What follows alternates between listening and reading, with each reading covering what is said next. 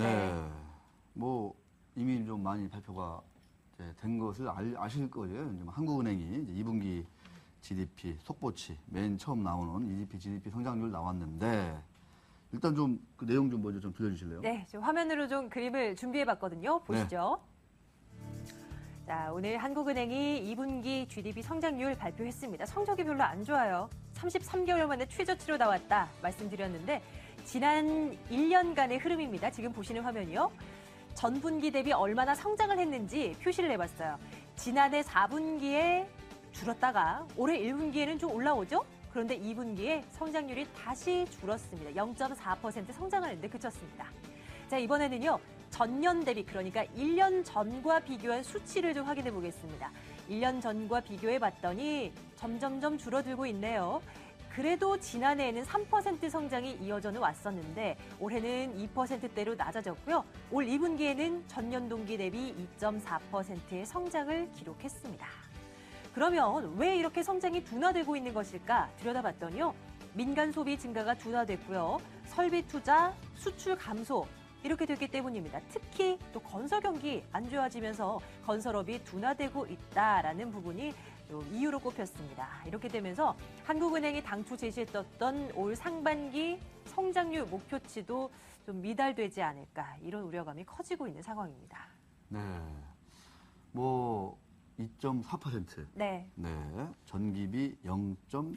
4%. 예, 네, 예. 상당히 뭐 안 좋은 수치인데 이미 뭐 지난주에 한국은행이 기준금리 내릴 때 이런 것들을 좀 어느 정도 보고 반영을 하고 네, 예, 예. 미리 좀 이렇게 내린 거 아니냐 이런 얘기 있고 또 무엇보다 시장도 이런 것들을 좀 반영을 해서 미리 좀 움직인 거 아니냐 이런 또 얘기가 있습니다. 그래서 발표되고 난 뒤에도 뭐 코스피 뭐 하락하진 않고 어제 그렇습니다. 낙폭을 뭐 감안해서 오히려 오늘은 좀 반등에 나서는 것 같습니다. 네. 그 박상희 기자, 이 좀 GDP가 이렇게 많이 좀 둔화될 거다. 이런 것들은 우리가 좀 많이 알고 있었던 것 같은데 우리 박상희 기자 이 출입처에서는 이런 것들에 대해서도 좀 얘기가 좀 많이 됐었나요? 어떻습니까? 그러니까 GDP 성장률이 이제 IB 시장에 바로 영향을 미치는 건 아니지만은 네. 아무래도 그 시장 유동성이나 이런 데 간접적인 영향을 주잖아요. 그리고 기준금리를 아까 내렸다고 말씀하셨는데 그 이야기는 이제 성장 기조로 가겠다는 것이고 그 이야기는 아무래도 시장 유동성에 영향을 주기 때문에 그러면 이제 주식상으로 몰려드는 돈이 줄어드니까 그렇게 영향을 미치게 되겠죠. 종국에는. 네. 종국에는 네. 네. 김종국 씨가 생각나요. 종국에는 이렇게. 자, 넘어가겠습니다. 자, 2분기 GDP 관련해서 제가 아침에 또 급하게 예. 어디 다녀오셨죠? 네, 인터뷰 인터뷰를 따고 예. 왔습니다. 아우, 좋아요, 유 반장님. 간만에 한번 새벽에 멋지십니다. 나갔습니다. 네. 예. 뭐 증권가에서는 또 어떤 시각들을 보여주고 있는지 한번 보도록 할게요. 네.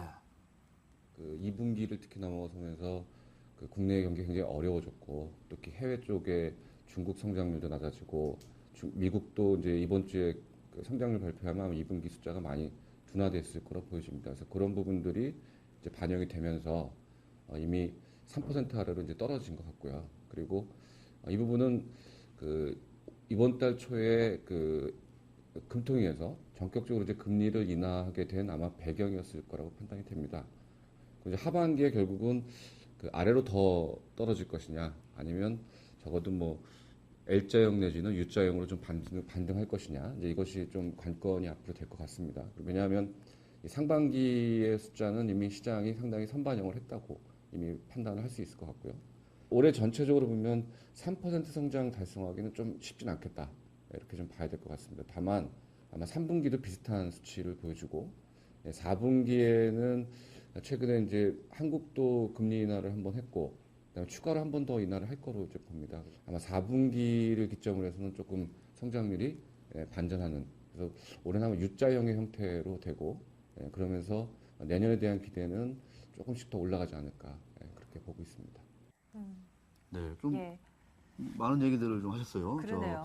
이동수 센터장, 한맥투자증권을 이끌고 있는데 이분은 제가 특별히 간 이유가 아주 그 이코노미스트 출신이신데 그 유럽 그 경기라든가 이런 것들에 대해서 아주 그 좀 오래전부터 경고 시그널을 아주 그 강력하게 보내셨더라고요. 그래서 예. 제가 뒤늦게 또 이제 알고 서둘러 찾아가 이미 배웠지요. 시장이 이렇게 되기 전부터 네, 주장을 그래서 하셨던 상당히 거군요.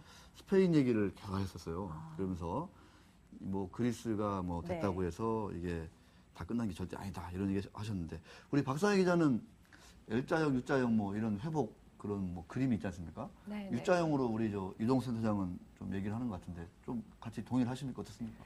L장, U장 두 개 중에서 이렇게 딱 U장이라 말씀은 안 하셨죠. 예, 네. 근데 U장으로 가는 게 좋겠죠. 그렇죠. 그런 길을 원할 거겠죠. 네, 아, 그랬으면 좋다. 좋겠습니다. 네, 네. 그렇습니다. 지금 뭐 U자형의 무게가 실린다 그런 예. 말씀이신데 사실 그렇게 돼야 되겠죠. 돼야죠. 네, 지리지리하게 L자로 이렇게 훅 쳐주면 그러니까 지금 가뜩이나 이렇게 떨어졌는데 네. 계속 이렇게 갈 수는 없죠. 서서히 이제 올라가야죠. 네, 중국, 한국 기준금리 인하 여기다가 이제 9월달 정도에 이제 그 FRB의 뭐 QE3 네. 세 번째 QE 3단계 이것도 이제 기대가 되니까 4분기부터는 조금 회복을 할 것이다. 하지만 연간으로 보면 이제 3% 성장이 좀 어려울 것이다. 어렵다. 예. 상당히 그러고 보면 눈높이가 이제 벌써 우리들조차도 많이 낮아졌죠 이제. 그렇죠. 네, 2.4% 성장 나와도 별로 이제 안 놀라잖아요. 그러니까요. 네, 이게 참 예. 무서운 변화가 아닌가 이런 생각이 듭니다. 그 이동수 센터장님의 이제 인터뷰 내용을 들었는데 스페인 뭐 네. 유럽 쪽 많이 알고 계시다면서 뒤늦게 쫓아갔다고 하셨잖아요. 네, 뒤늦게 하지만 갔습니다. 뒤늦게 갔지만은 당연히 유럽 쪽 질문 던지고 오셨죠? 네, 한번 들어보도록 하겠습니다. 우선 객관적인 지표로 보면 스페인은 전면적인 구제금으로 갈 가능성이 이게 높아진 거라고 봐야 되겠죠. 왜냐하면 이미 국채 금리가 7%를 훌쩍 넘어섰고 이 그대로 두면 당연히 전면 구제금으로 바로 갈 수밖에 없습니다. EFSF 같은 경우는 지금 남아있는 기금이 한 300억 유로 정도밖에 되지 않아서 할 수 있는 역할이 제한되어 있고 그다음에 ESM 같은 경우는 독일이나 또는 아직 뭐 이태리라든지 프랑스에서 아직 비준이 다 이루어지지 않아서 실제로 출범을 하려면 10월 달이 되어야 되기 때문에 실제로 이것이 바로 지금 시장에 투입돼서 활동을 할 수 있는 그런 여건이 되지 않습니다.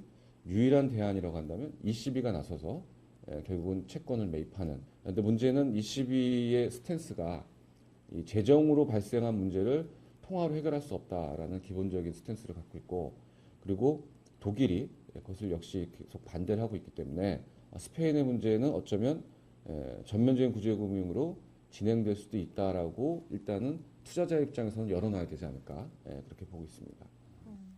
네. 역시 또 의미 있는 말씀을 많이 하셨습니다. 네. 결국은 이제 그 네. EFSF라든가 ESM이라든가 여기는 좀 한계가 있고 이제 중앙은행인 ECB가 나서야 된다 이런 얘기 있는데 이 ECB도 또 마음 놓고 또 개입은 못하는 것 같아요. ECB가 또 재정 문제, 통화 문제를 이렇게 분리시키자는 입장을 이제 가지고 있는데 이거를 또 바꾸려면 독일이 또 이제 동의를 해줘야 되겠 가로막고 있습니다. 네, 그래서 예.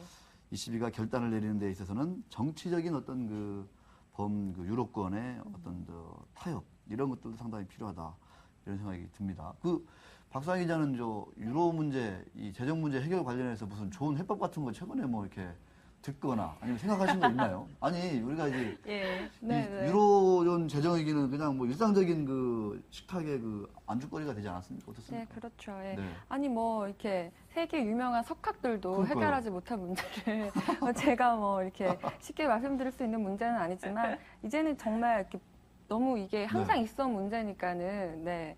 쉽사리 해결을 못하는 것 같고요. 그리고 말씀하신 것처럼 정치적으로 해결해야 되는 단계가 왔기 아. 때문에 네, 정치적 뭐 독일이라든지 이런 프랑스라든지 이런 EU 전체적으로 해결을 해야 되는 것 같은데 쉽지는 않겠죠. 네. 네. 그런 생각 듭니다. 아까 스페인이 이제 전면적인 그 구제금융으로 갈 가능성이 높아졌다. 네. 그렇게 되면은 어떻게 될까요? 시장은 미리 뭐 좀 이렇게 반영을 하고 있다고 하는데. 예전에 비해서는 그 충격은 좀 많이 줄 것 같아요. 그러면서도 일단 뉴스가 나오면 또 단기적인 어떤 그 급 충격은 또 피해가지는 또 못할 것 같고 쇼크가 뭐 이래저래 또 여러 가지 생각은 듭니다. 네. 그런 거 걱정하더라고요. 그러니까 스페인이 이제 망가져 버리면 네. 손을 들게 되면 이제 바로 또 이제 이 시장에 이 도사리고 있는 이 뭐라고 하죠? 베어마켓 심리. 이 베어마켓론자들이 또 어디를 또 지목하냐? 바로 이탈리아로 간다는 거또 이제 3위 경제국이 이탈리아로 간다는 거예요. 네네. 그렇기 때문에 스페인은 전면적인 구제금융으로 가지 않을 수 있다. 이거는 이제 경제 논리가 아니라 우리 박상희 기자가 얘기한 어떤 정치 논리. 네. 이탈리아까지 가면 이제 프랑스가 다시 또 이제 전염이 되는 거고 그러면 진짜 말 그대로 이제 유로존이 이제 붕괴되는 이런 걸로 가기 때문에 지금 유로존을 좀 해체시키자라는 얘기는 안 하잖아요. 근데 이제 해체시키지 않으려면 스페인을 어떻게든지 좀 살려야 된다라는 절박함이 있다고 하더라고요. 참 뭐 국내 경기에는 뭐 빨간불 들어왔다라고 앞서서 또 말씀드렸고 유로존에 대한 우려는 뭐 여전하고 맞습니다. 어떻게 해야 되느냐고요. 계속해서 이동수 센터장님의 말씀 좀 듣겠습니다. 어찌하오리까. 네.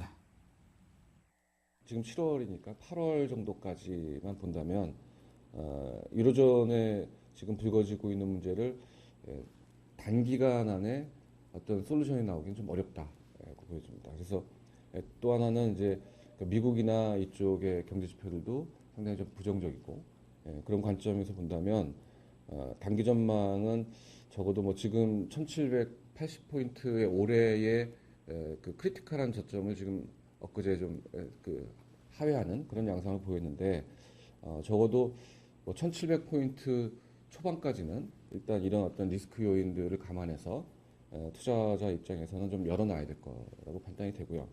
9월부터 해서 연말까지로 본다면 그 부분은 조금 긍정적으로 판단할 여지가 좀 있다고 봅니다. 왜냐하면 첫 번째는 아까 말씀드린 것처럼 성장의 경로가 3분기까지는 정체됐다가 4분기는 조금 회복될 것으로 보고 있고요.